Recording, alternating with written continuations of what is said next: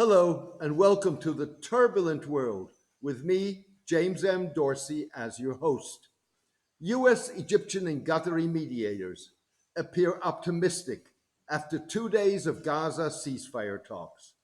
Even so, US officials are considering confronting Prime Minister Binyamin Netanyahu publicly should the talks ultimately fail. Long frustrated with Mr. Netanyahu's refusal to heed US advice, President Joe Biden is considering shelving his bear hug approach for a more assertive attitude should the mediated talks fail, according to US officials. For now, the officials' remarks seem more like a stick than a carrot, intended to coax Israel and Hamas to show the flexibility necessary to sustain the ceasefire talks and conclude them with an agreement that holds out the promise of a permanent end to the 10-month-old war. US Secretary of State Antony Blinken is expected to arrive in Israel on Sunday in what is either a sign of progress in the Doha talks or an effort to step up the pressure on Mr. Netanyahu. Either way, the stakes are high. The families of Hamas held hostages see the talks as the last chance to ensure their loved ones return alive. The mediators believe that negotiations are the last hope of preventing the Gaza war from evolving into a full-fledged regional conflagration. The mediators bet that Iran and Hezbollah, the Iranian-backed Lebanese Shiite militia, would not want to endanger a ceasefire by retaliating against Israel for the killing in Tehran of Hamas political leader Ismail Haniyeh and in Beirut of Hezbollah commander Fuad Shukr. Without a ceasefire agreement, retaliation is likely inevitable. Raising the stakes, Hezbollah Deputy Secretary General Naim Qassem insisted the group would retaliate for Mr. Shukr's killing, irrespective of whether a Gaza ceasefire is achieved and despite Iranian pressure not to strike if a ceasefire materializes. To reinforce the point, Hezbollah released a video of a fortified underground facility, claiming it had precision and non-precision missiles capable of striking deep inside Israel. In an interesting twist, Hezbollah released Mr. Qassem's remarks and the video amid strains in the group's relationship with neighboring Syria, an ally of Iran and Hezbollah, over President Bashar al-Assad's refusal to be part of any Iranian or Hezbollah escalation of hostilities with Israel. In a statement after 2 days of talks in Doha, the mediators said they were progressing towards a ceasefire. The mediators said they presented a proposal to Israel and Hamas that was consistent with the principles of Mr. Biden's May 31 ceasefire plan, but narrowed the gaps between the two sides' positions. They said technical teams would work out the details of the proposal in advance of another meeting of the US, Qatari, Egyptian, and Israeli negotiators in Cairo late next week. It was not immediately clear if Hamas sees the latest proposal as sufficient grounds to also send a delegation to Cairo to meet the mediators. Earlier, Hamas spokesman Osama Hamdan told Al Jazeera that the mediators had yet to advise the group that Israel had accepted the three-phase proposal as is that Mr. Biden announced on May 31.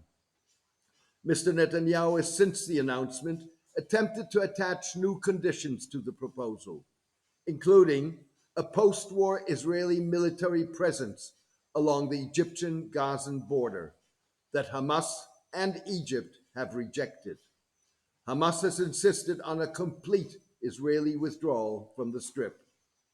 Wielding the stick, the US officials said the administration's attitude change could involve publicly blaming Israel and or Mr. Netanyahu for the talks' failure, appealing directly to the Israeli public, and sanctioning the prime minister's most outspoken ultra-nationalist coalition partners, National Security Minister Itamar Ben-Gvir and Finance Minister Bezalel Smotrich.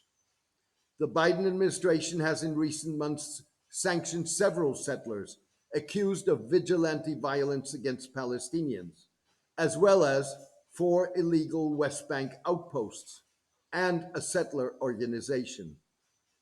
Sanctioning Messieurs Ben-Gvir and Smotrich could fuel tensions in Mr. Netanyahu's government between the two men and ultra-Orthodox members of the cabinet over the National Security Minister's provocative push for the right of Jews to pray on the Temple Mount, or Haram al-Sharif, the site of ancient Jewish temples and the third holiest site in Islam. The Biden administration earlier this week took Mr. Ben-Gvir to task for storming the Mount with up to 3,000 of his singing, dancing, and praying ultra-nationalist religious followers, in violation of long-standing arrangements with the Jordanian-controlled endowment that administers the Haram al-Sharif's Muslim holy sites. The administration separately condemned Mr. Smotrich for asserting that starving Gaza's 2 million inhabitants would be justified and moral. Seemingly eager to fend off potential sanctions, Mr. Smotrich, a West Bank settler who in the past condoned vigilante violence against Palestinians, condemned recent attacks on West Bank villages as criminal anarchist violence. Mr. Smotrich's remarks contrasted starkly with his assertion last year that the West Bank town of Huwara needs to be wiped out and the state of Israel should do it after settler vigilantes went on a rampage in the city. Yated Ne'eman, a newspaper reflecting the views of United Torah Judaism, one of Mr. Netanyahu's ultra-Orthodox coalition partners that supports a Gaza ceasefire deal, called on the party to consider leaving the government in protest of Mr. Ben-Gvir's agitation on the Temple Mount. Jews going up to the Temple Mount is like throwing a match into an oil well. The Temple Mount may turn into a volcano that covers the entire Middle East with ash, Yated Ne'eman said in a front page editorial. Prominent Jewish religious leaders, led by former Chief Sephardic Rabbi Yitzhak Yosef, appeared to back Yated Ne'eman's call. In a Hebrew language YouTube clip with Arabic subtitles, Mr. Yosef, addressing the nations of the world, cautioned, "Don't view the ministers in question as representing the people of Israel. They don't. Please calm things down. We all believe in one God and want peace between the nations. We mustn't let radical fringes lead us." Speaking at a security conference in Israel in June, Vice President Kamala Harris's National Security Advisor, Phil Gordon, laid out what an appeal to the Israeli public by Mr. Biden or Mrs. Harris could look like. Israel is facing growing international criticism and pressure from the United Nations and other international bodies. Vocal segments of the American public have spoken out against the war in Gaza. As a result, over the past 8.5 months, the US-Israel partnership has been tested, perhaps as never before. Notwithstanding all the very real challenges and tests, I believe there is a positive path forward for Israel, the United States, and our strategic partnership, Mr. Gordon said. Mr. Gordon warned that a rejection of Mr. Biden's ceasefire framework would not bring about some undefined version of total victory, but would lead to endless conflict, draining Israel's resources, contributing to its global isolation, and preventing the hostages from being reunited with their families. By contrast, implementation of the deal brings the hostages home and opens up the pathway to the more hopeful future we all need. The choice should be clear. A public rift between the United States and Mr. Netanyahu would come at a sensitive time for Mr. Biden's Democratic Party. opening on Monday in Chicago, the party's convention, which is expected to officially nominate Mrs. Harris as its candidate in November's US presidential election, is slated to become an Israeli Palestinian battlefield, with pro Palestinian groups and relatives of Hamas held hostages planning to converge on the city.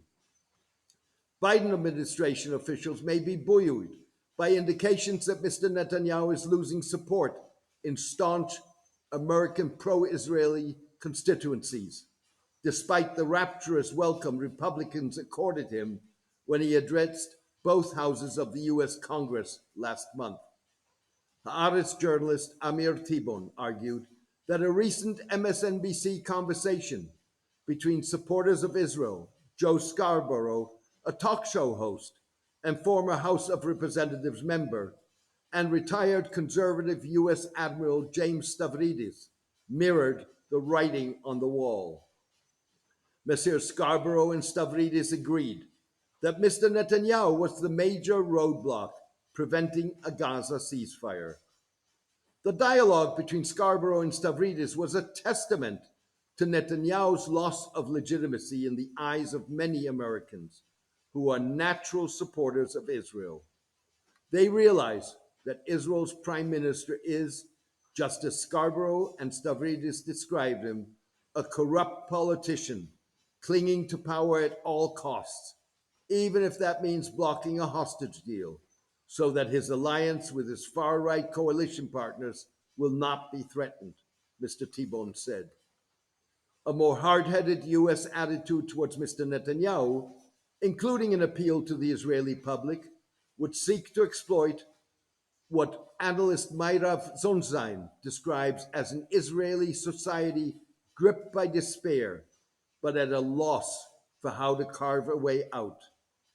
Mrs. Zonzain noted that however many Israelis may now agree with the Israeli military's insistence that a ceasefire is needed to free the hostages and avert an escalation of the war, as major strikes by Hezbollah and Iran loom large, Israelis are not able to push the government out or onto an alternative path.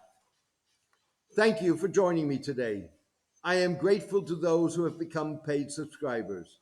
I need some more to enable me to continue cutting through the fog of the kinetic and information wars and offer fact-based analysis. No doubt, you will have noticed that the turbulent world has no sponsors and no advertisers. This guarantees the column and podcast's independence. Instead, the turbulent world depends on the support of its readers and listeners to cover the cost of producing the column and podcast. You can contribute by clicking on Substack on the subscription button at jamesmdorsey.substack.com and choosing one of the subscription options. Thank you, take care, and best wishes.